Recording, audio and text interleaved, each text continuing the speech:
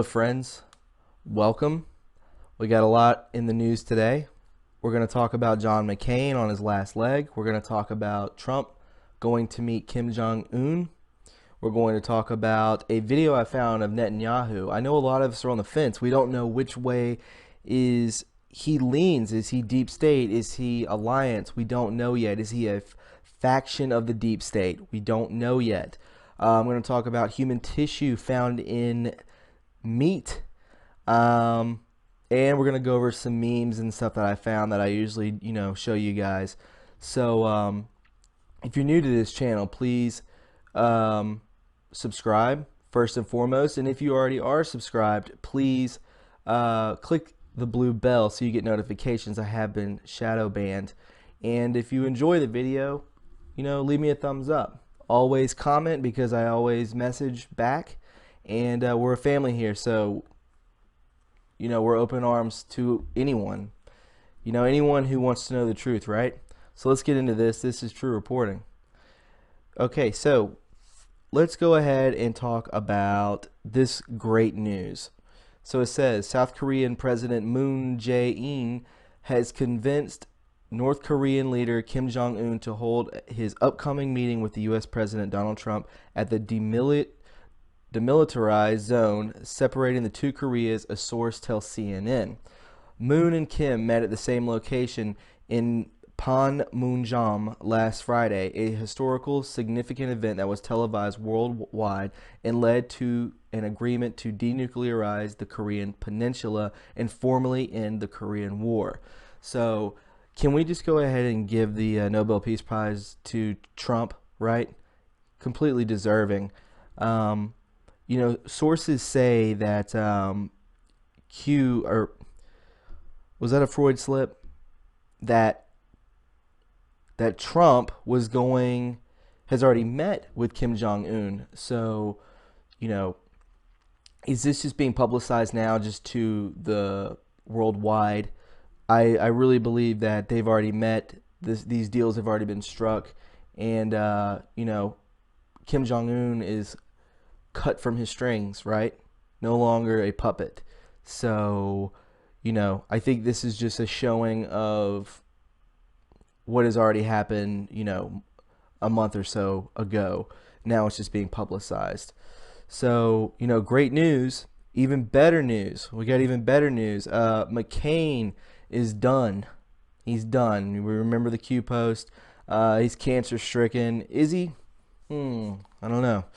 Meghan's husband, John McCain, Meghan's husband says cancer-stricken senator hugged him and said, "Take care of my daughter." Oh, if people only knew what this man has done. Isn't that right? The normies out there, we gotta show them. Senator John McCain, who was fighting brain cancer, hugged his son-in-law and asked him to look after his daughter, according to a tweet which was later deleted. John McCain, 81, who is represented Arizona as a Republican in either the House of Representatives or Senate since 1983, was hospitalized in mid-April for an operation to treat an intestinal infection related to diverticulitis. Diverticulitis is an inflammation of the affection of the diverticula.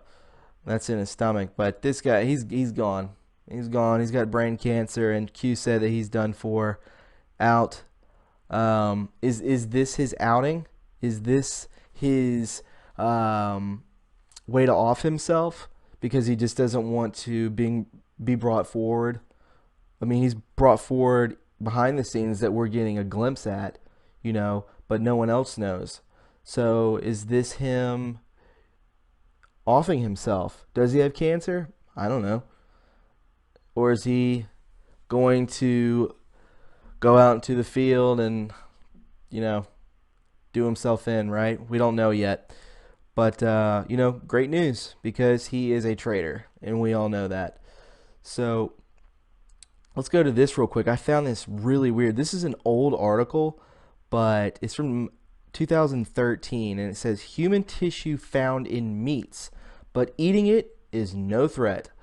So the horse meat fiasco in Europe has prodded scientists to look a bit deeper into what else we might be consuming. A team of South African scientists have found traces of human tissue in meat meant for public consumption from 9 provinces. The issue was revealed to Parliament almost as a side note during meat inspection briefings on Tuesday. A University of Stellenbosch scientist and his team conducted a microbial analysis that revealed traces of human elements, but said that the slaughterhouse workers sometimes cut themselves or other things, which could lead to the findings.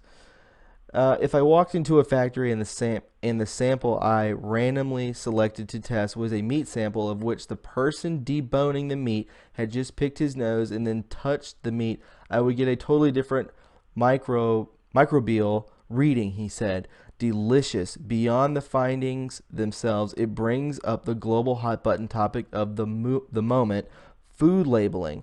How much should we know about what we are consuming? In addition to the troubling statements above, scientist Lou Hoffman noted that only 15% of the meat being sold in South Africa is correctly labeled. 15% is correctly labeled, revealing other potential harmful attributes of which consumers are currently unaware. In the labeling regulations, it clearly states that allergens have to be mentioned and noted, said Hoffman. Allergens, like other people's genetic signature, yet Hoffman and his team of scientists concluded that the incorrect labeling poses no threat to the consumers who eat it, despite some more gems uncovered.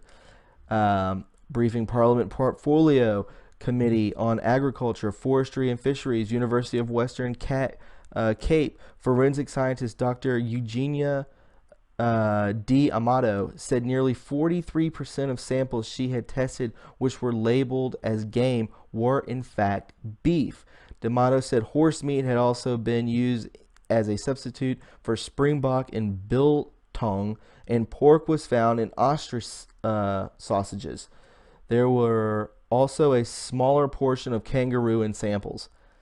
Despite the overall findings that consumers have absolutely no idea what they are eating, including human remains in 85% of the products, SA's Department of Agriculture, Forestry and Fisheries Deputy Director General downplayed it by asserting that we are not becoming unwitting cannibals.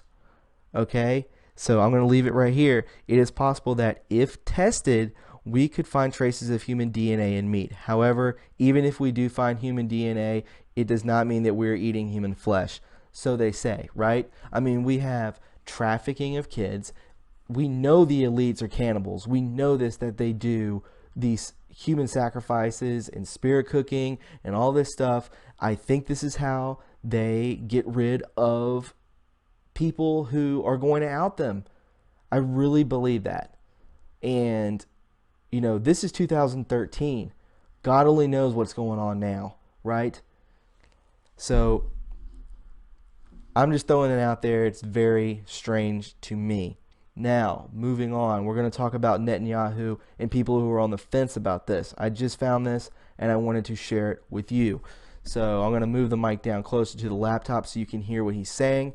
It is in subtitles, so I'll read it to you. Okay. So let's go ahead and watch this. It's only a minute long, but it's very interesting.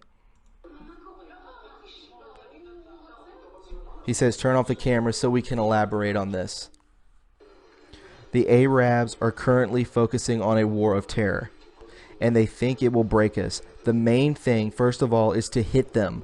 Not just one blow, but blows that are so painful that the price will be too heavy to be honed.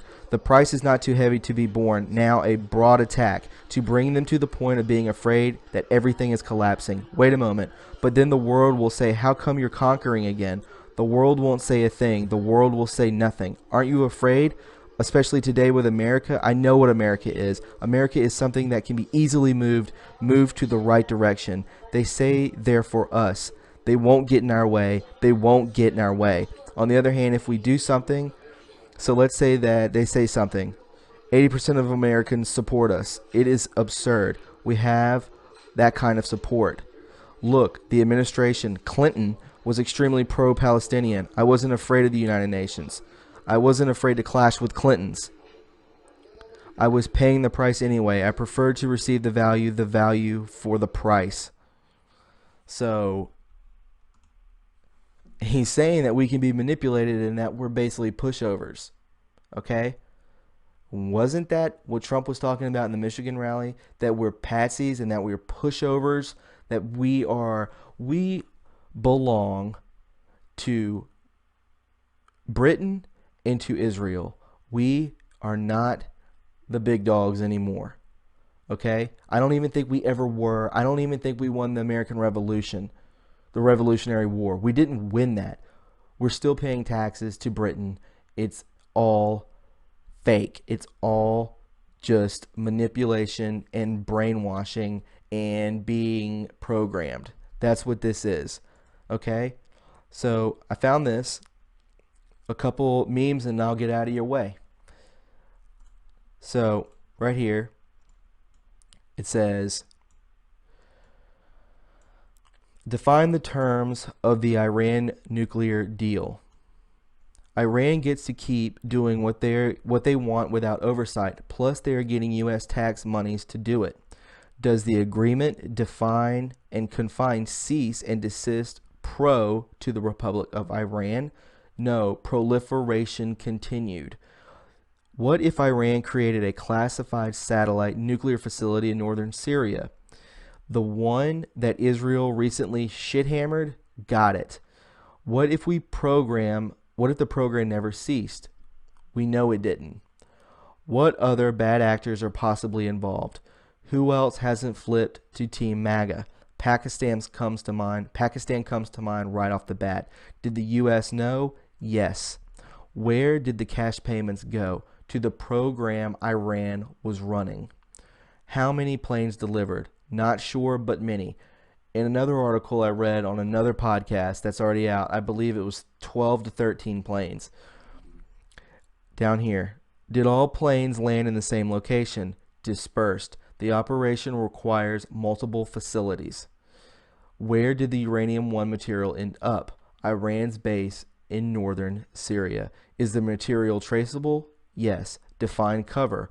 What if uranium-1 material ended up in Syria? What would be the primary purpose? Holding states hostages. Absolutely right. So, publicly, we are retaliated against a chemical attack. Secretly, we devastated nuclear capable sites. That was what Patriots in Control means. We devastated nuclear capable sites. Uranium-1 was set up to show Russia was supplying uranium to Middle East that may or may not be used to nuke U.S. assets. Then the cover equals justification for the war with Russia. They would need something big enough to justify war with Russia. Also, why is it traceable?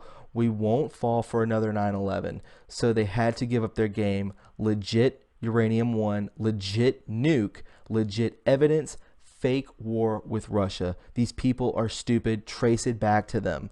We attacked Iran nuke facility in Syria. Cover for strikes were chem attack response. Chess. Chess isn't one team with all the moves. It moves and counter moves. Learn chess. Learn that in chess, the object isn't to eliminate opponents' moves, but to utilize their moves against them. All radioactive material has its own isotope signature, like DNA. It can be traced to the source. This is what sinks all of these traitors. This was their plan to false flag America into war with Russia. This is why Russia stood down on our strikes.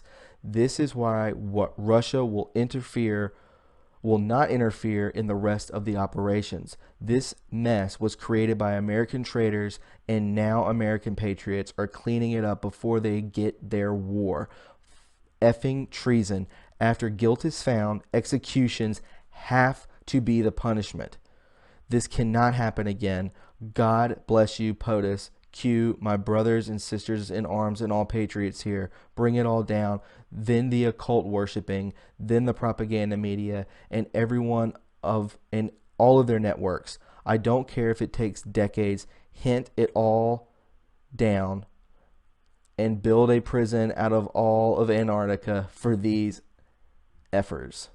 So that's great, isn't it? Isn't that's just a great Anon post? I love that one. And then we can break it down even more.